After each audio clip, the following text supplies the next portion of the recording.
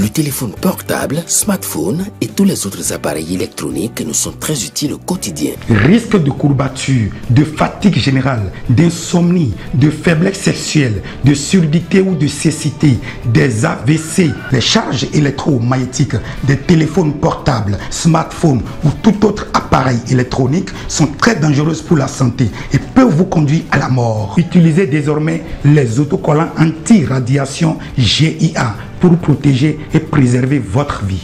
Les amis, faites comme moi, Gégé Lapino, en adoptant DMA GIA.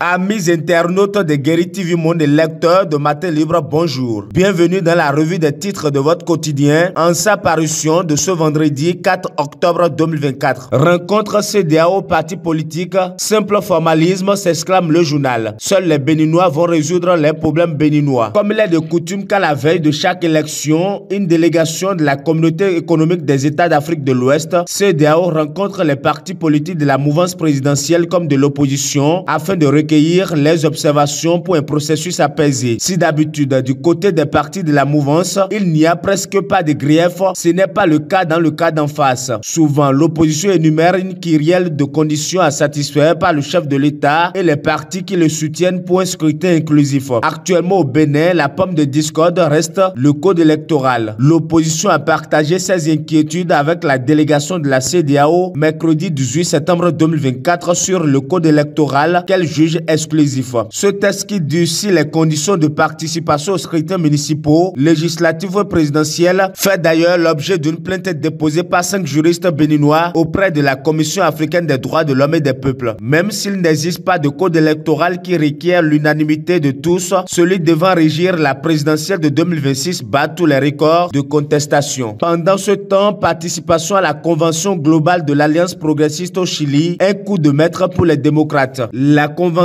globale de l'Alliance progressiste se déroulera les 5 et 6 octobre 2024 à Santiago au Chili. Événement majeur pour les partis sociaux-démocrates du monde entier. Il connaîtra entre autres activités l'adhésion du parti Les Démocrates. Une première pour une formation politique béninoise de faire son entrée dans un regroupement politique international aussi célèbre et assis. On poursuit la une de votre quotidien. Célébration de la journée mondiale des enseignants. Redonner à l'enseignant son pesant d'or, écrit mon confrère. Depuis 2016, nombre de réformes ont été entreprises dans le secteur de l'enseignement au Bénin. Il n'en demeure pas moins que beaucoup reste encore à faire. Ceci pour redonner à l'enseignant toute sa dignité d'être. Bénin Santé, octobre ne sera pas que rose, s'exclame le journal. Plusieurs conférences, journées et congrès liés au secteur de la santé auront lieu au mois d'octobre au Bénin. On poursuit la revue des titres de votre quotidien. Sommet de la francophonie, Monsieur Benzed prend part à la conférence ministérielle préparatoire. Paris, le ministre de la Jeunesse, de la Culture et de la Communication, Mohamed Mehdi Benzed, a pris part jeudi à Paris à la conférence ministérielle préparatoire au sommet de la francophonie qui s'ouvre vendredi à la Cité internationale de la langue française au château de Villers-Cotterêts au nord de la capitale française. Lors de cette 45e session de la conférence ministérielle de la francophonie, les délégations des pays membres de l'Organisation internationale de la francophonie OIF étaient invitées à débattre des documents présentés par la secrétaire générale de l'OIF, Louise Mushikiwabo, en particulier le projet de déclaration du sommet, le projet de résolution sur les situations de crise et le mécanisme de suivi et d'évaluation. Dernier titre à la une de votre quotidien, production de carton ondulé et de canettes métalliques, Unicarton, l'industrie qui fait la fierté de la GDZ. La zone industrielle de Glodigbe GDZ,